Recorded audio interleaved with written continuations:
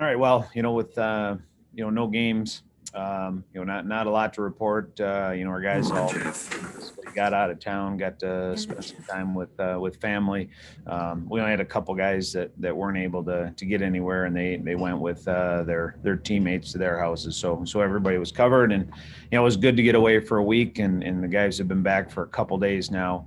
We just had our third test today, and so we'll jump on the ice at 1:30 this afternoon. And Dr. Covan had it set up where guys had to pass a certain number of tests, and then we've got a couple of guys that have one more to take tomorrow, and then they'll be on the ice. So we'll get 4 practices in before Penn State, and we'll they'll be a good challenge. They play fast, and they'll be coming at us, so it'll be a good way to get going in the second half. Scott, go ahead. I know you were saying that a couple of guys need another test. Are there any players that will be unavailable for Saturday or Sunday and Monday's set? Any guys that for sure may not be available to play? Yeah, we've still got to get through some more testing. So right now we're like I said, just kind of working through that. So we don't have final on anything right now. So hopefully have everybody though. Neil. Dan, Penn State has a lot of new players, especially up front and in goal. And just wondered what you thought of their team so far early in the season, as far as their style and just what they're trying to do. Is it still the same Penn State attack, shot, or have they changed just a little bit? Oh, they're still a handful, and guy does a good job, and they generate a lot of shots. And you can look through some of their games, and the record being what it is, but they played at Minnesota to start, and that's not an easy place to get going. But if you watch the second night there, they played a really good hockey game. They played Michigan tough 2 games. They lost the first one and then won 9-5 the second night. So and then played Arizona State and a couple interesting games and got 2 overtime wins out of their games out of that. So they're kind of learning as they go, and when you have some young guys, that happens. But it's the same style. You've got to be pretty vigilant with how you play defense, how you recover, how you close, and that's it seems like a broken record. You've got to do that against a lot of teams. It's the Big Ten, but no, I'd say that their style is very similar, and it'll give you problems again if you're not attentive to detail and you get too loose, they'll make you pay, and we've seen them do that to teams this year. Nick. Scott won't have been in front of me. Oh, okay, Scott, go ahead. Backing off of what Neil just asked, no more Peyton Jones. You've got Oscar Audio and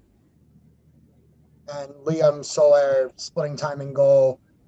Is there any kind of different way to approach either? Because I know you faced Audio once in 18-19, but haven't faced anybody other than Peyton Jones since.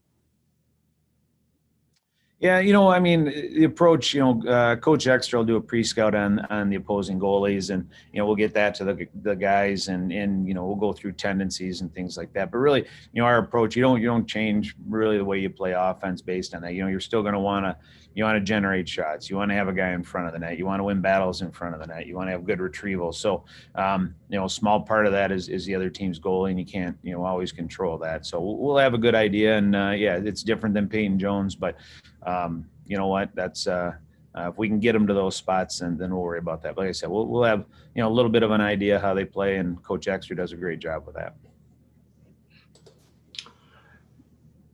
Go ahead, Nick. Thank you, Coach. My apologies if you referenced this in your opening statement, but can you guys just go through your what it's been like for you guys? And we mentioned this before the break, and now that you guys are back. Just how the whole holiday time off went, and what it's like to kind of get things going, get everybody back into the building, get everybody tested, and the energy level of the guys right now. Yeah, it's it's good to be back, and you get into the season, and you get 2 or 3 days at home, and then it's, then you feel like, World Junior started, you're starting to watch some hockey games, you're starting to miss being around the rink, but it's good though. It is good to get away, and more mentally, I think, than physically. I think it's just, you just need to check out for a little bit and reset and come back with some energy. And, we've only seen the guys a little bit. We see them at testing each day, and, they pop through here, dropping their equipment off and all that. But the guys, they seem real good. They've got a lot of energy. They seem real happy to be back. They want to play some games. So, it's usually this way after Christmas. Guys are coming back just to play hockey. We don't have classes for, 3 weeks now, and we can just play hockey and, practice and games, and it's a good time to be a hockey player. So yeah, we're looking forward to it, and I'll be on the ice with them in about an hour and a half, and but I assume there'll be a lot of energy and ready to jump and ready to get going for a tough second half. And one quick follow-up just for you on a personal level. I know you mentioned that I believe your sister was coming into town, or you guys were going to go see her. And what was it like for you to get the opportunity just to be with family and kind of refresh mentally for yourself?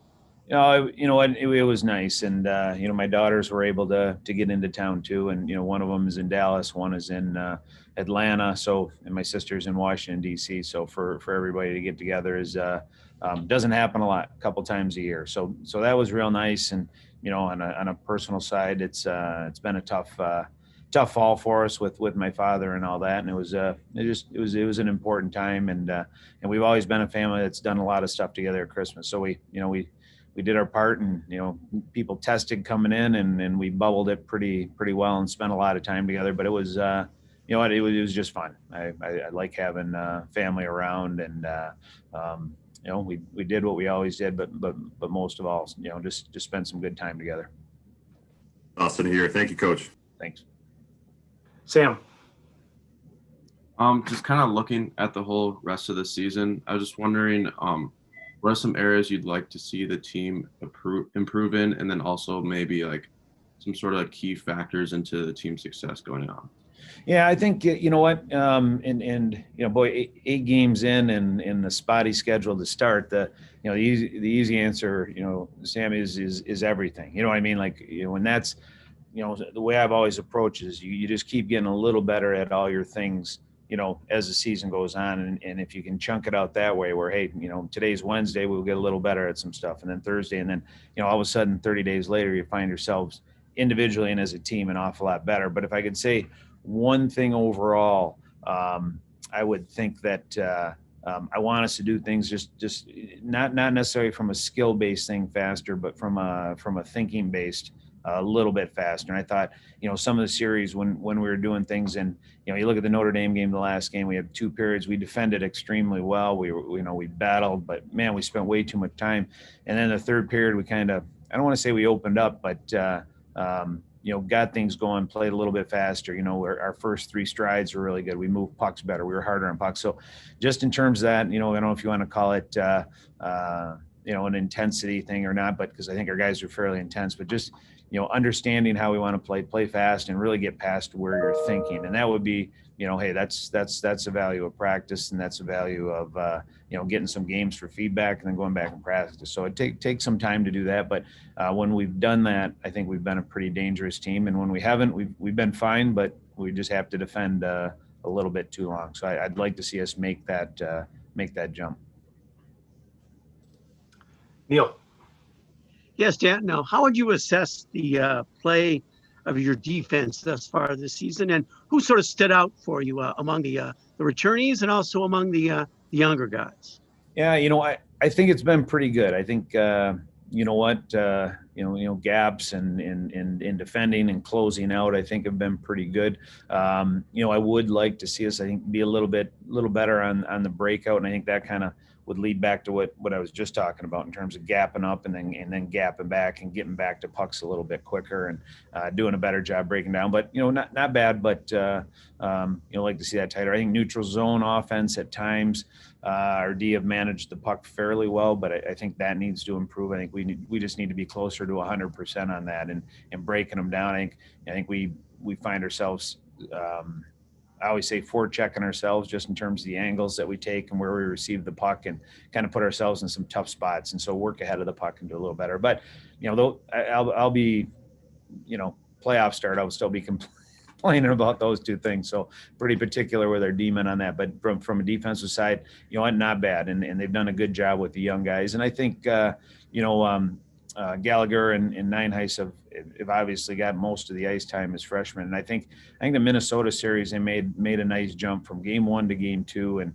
I think they accomplished some things, and that's, confidence comes from that, is doing a lot of small things right. And I think they got a little bit of a bump there. So that was good. And then I thought Paul Connor, he had to get some minutes in against Notre Dame, and especially the second night played an awful lot. And I thought, for not playing any games for 10 months and jumping in was outstanding. So there's some real good signs there. But I think our top 4 have been solid. Just really good. Dennis has logged a lot of ice time, and I'd say in and out, he's been really good. I thought in the Notre Dame series he was outstanding.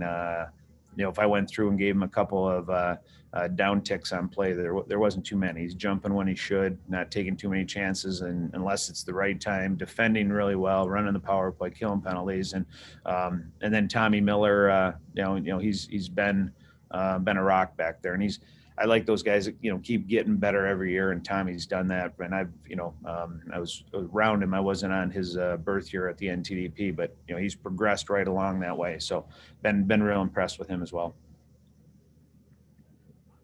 Rico.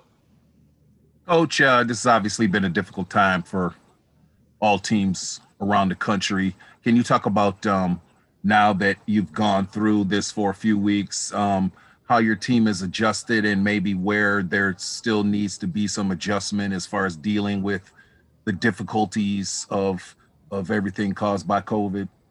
Yeah, it's constantly changing, and I think the theme of a lot of our meetings are, hey, let's control what we can control, and what we can't, we have to deal with, and just be ready. And that's the same coming back after a little break here, and we get back into testing, and we're kind of waiting to see what happens, and Wisconsin not being able to play against us, and you find out. So.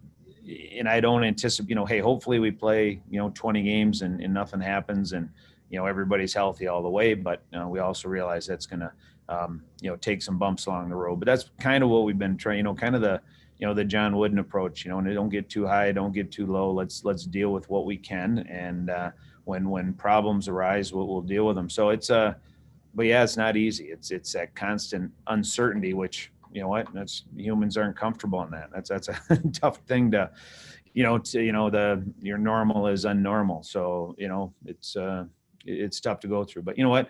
I keep coming back to that. We're lucky. We get, we get to come to the arena, we get to practice, we get to travel and play games. And, we've got our group of guys, we've got our bubble that we're around every day, and just feed off of that. And, try and bring some joy to the Spartan fans, and take that approach. So you could take the real, doom and gloom, or you can just say, hey, this is something we get to do, and it's positive, and let's keep moving forward, keep getting better, and let's accomplish something this year and see how far we can run this out. Okay, thank you. All right, time for a couple more. Scott and then Nick.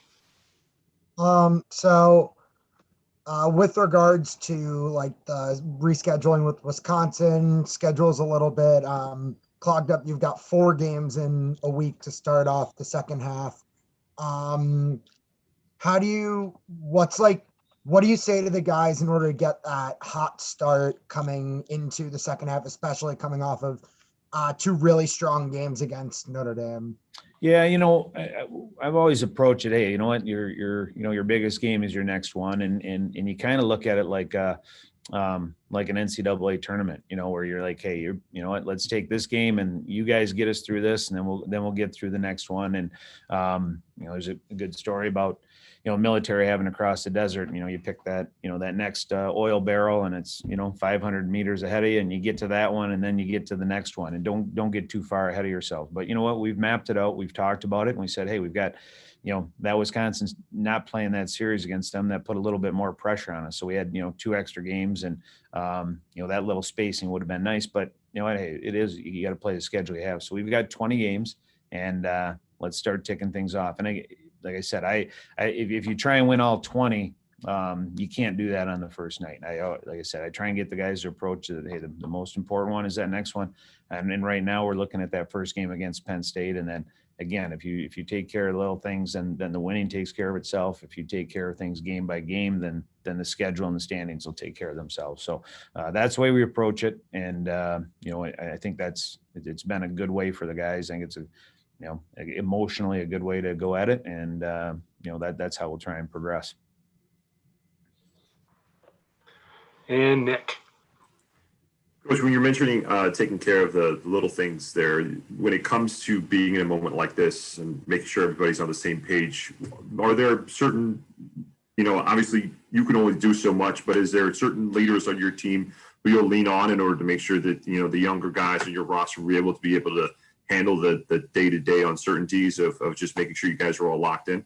Yeah, well, you know what? Hey, our captains, that's the tip of the spear for our leadership group. So, we've got Tommy Apap and Tommy Miller.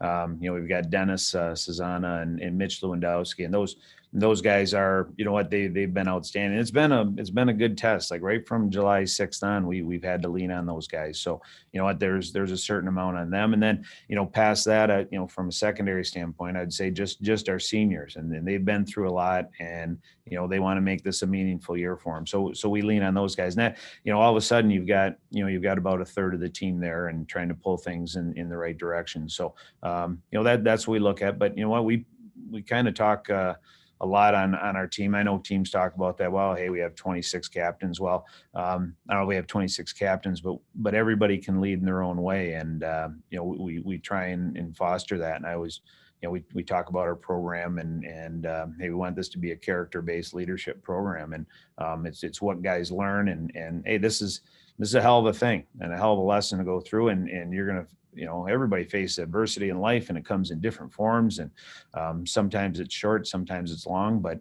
the value of it is going through it. The value of it is what you learn. That's the same way as games and practices. And if we take the approach that what we're doing here and what we're learning about ourselves and what we're learning about leadership and what we're learning about being a good teammate, boy, those are good lessons. Those will come up over and over in guys' lifetimes. And I think that's one of the fantastic things sports does. And this situation only magnifies that. So that's how I've looked at it. Hey, this is a challenge. And, it starts with us as a coaching staff. And then, like I said, our captains and our seniors. But you know what? I like what our freshmen are doing, and I like what they're getting out of this. And, life's what you make of it. And, we're trying to make something great this year.